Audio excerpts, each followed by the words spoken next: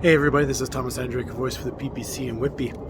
So I just wanted to quickly touch base and talk a little bit about Pierre Poilievre, because we see this big fad with Pierre Poilievre, and we see a bunch of people jumping on the Pierre Poilievre bandwagon, becoming all of a sudden the big fans with Pierre Poilievre at the leadership of the Canadian Conservative Party.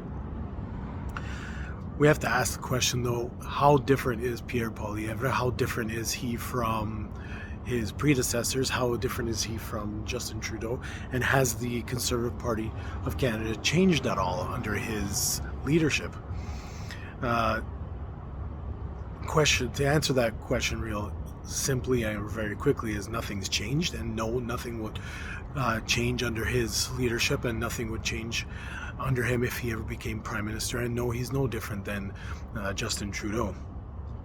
Pierre Poilievre is, let's put it this way, he's a fantastic politician, and that's not necessarily a good thing. Politician in all the wrong sense and all the wrong details as well. This guy, career politician, and he's very calculating. He knows exactly what to do and how to do it to become successful as a politician and to become very popular.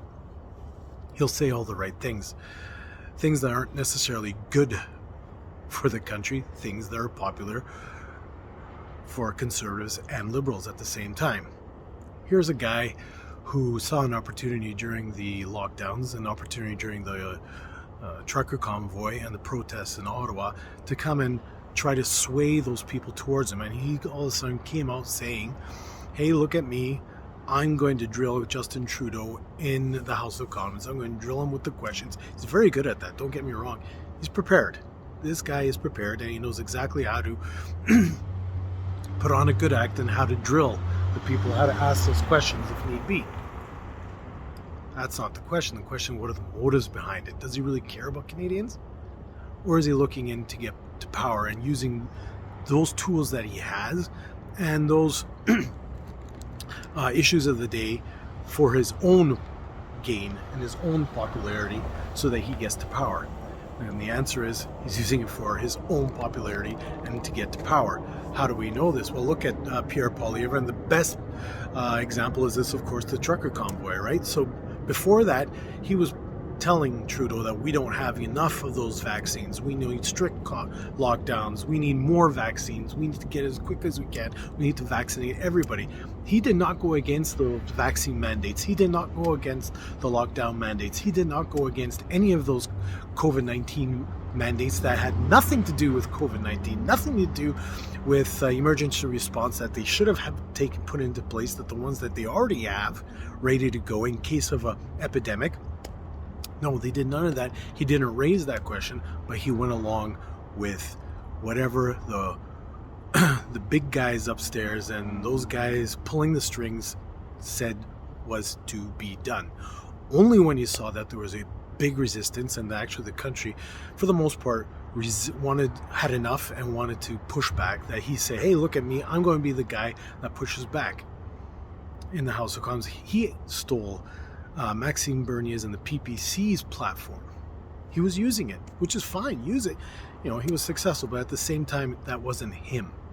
That was our platform, and he came out, saw an opportunity, and grabbed hold of it. This guy does not care about the average Canadian, but cares about himself and his party. His party, under his leadership, hasn't changed.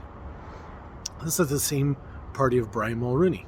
This is the same party of the Laurentian elites colluding with the Liberals and doing the same thing. There'll be nothing different.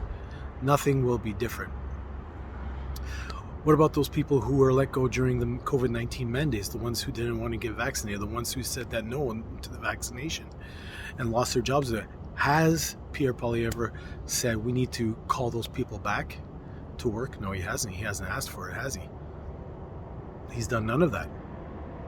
He hasn't said we have to bring those people back. He's not calling for the end of these mandates altogether and get rid of it. Yeah, he told Biden, hey, what about letting these people back into the United States to travel? But did he call those people back to work? No, he has not.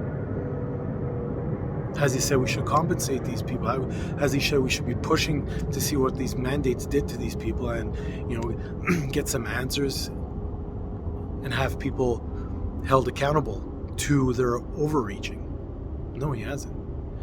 What about all these woke ideologies that are going up? This incredible, the gender ideology and the craziness going on in the schools and in our society, and the harm that we're doing to our children and our society.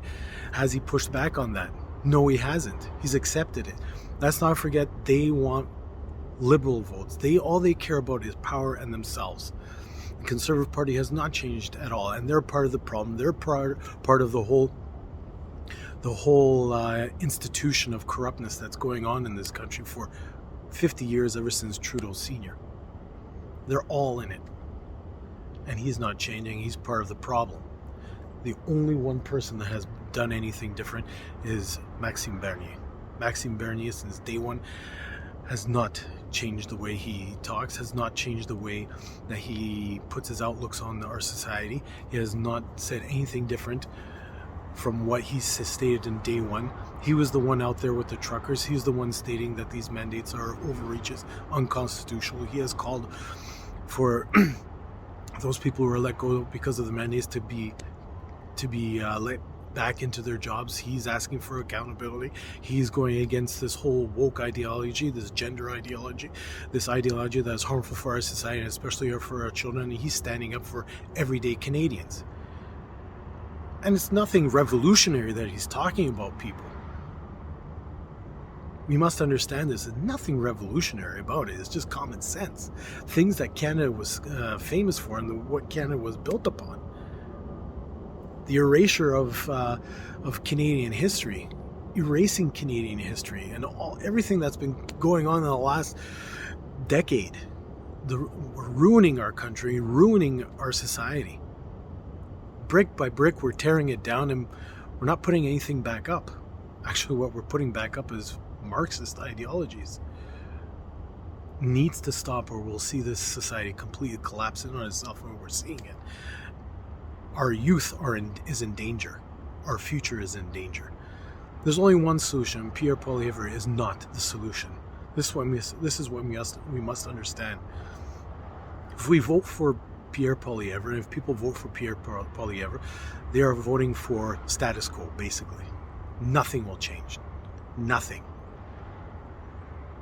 We need pro-Canada stance, Canada first stance, and that only comes with Maxime Bernier and the PPC. This we must remember. So please, remember that Maxime Bernier was with us since day one. His message has been consistent and constant. Canada first, common sense, politics, do politics differently. If we want to see Canada do a 180 and put itself back on its feet, we can only vote for Maxime Bernier and the PPC. Join the PPC party, become part of the solution so that we can have a secure future for our children. Talk to you later.